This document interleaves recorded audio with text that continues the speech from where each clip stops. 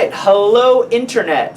Today I'd like to talk to you guys about the differences between a stress fracture in your foot and a strain sprain in your foot. As the season is winding down for you runners and triathletes, you may have these nagging pains in your foot. Now, generally, I start to see stress fractures really in the middle of the season, especially with you triathletes. That's when you increase the frequency of which you're running and the length of which you are running. So I find that your heaviest volumes are probably in July and August. And I don't know why, but just recently across all sports, gymnasts, runners, triathletes, cyclists, I've noticed that there had been a lot more stress fractures and foot strains as of late.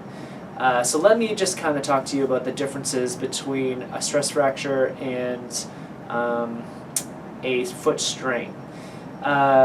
Usually, and this is not obviously a black and white rule, but usually stress fractures are very specific pain areas. So most specifically on the second metatarsal, so right at the bottom of your second toe, it should feel like it's a sharp pain. And usually it's described as a very sharp pain in a very specific area underneath the second toe. And it really hurts during weight-bearing exercises. It hurts to walk. And obviously it hurts more as you continue to do work. Usually what it'll do is it'll begin as like just a kind of just a small ache, and it really is sneaky. It just kind of is there and it's not there, and then eventually as time goes on it gets worse until you can't weight bear on it or you can't walk on it. And that's what is so deceiving about stress fractures. Like, oh, it just kind of started as just a little kind of pain in my foot, and then it became something completely debilitating and I can't even walk on it. Sometimes, but not always, there is swelling associated with it. But really, the diagnosis comes with how much you are actually running, how long you've been running for, if there's been an increase, and also like how specific that pain is. I find that females are more prone to it than males are, but that's not a hard and fast rule. And usually it's associated with just treatment doesn't work. So as conversely, strains and sprains in the foot are usually described as like really dull, achy pain. They are usually described as just a diffuse area.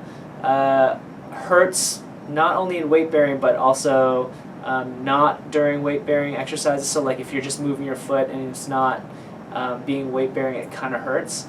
That kind of leads me to think that it's more of a sprain in your foot, which is really easy to treat and it's easy to get rid of really quickly.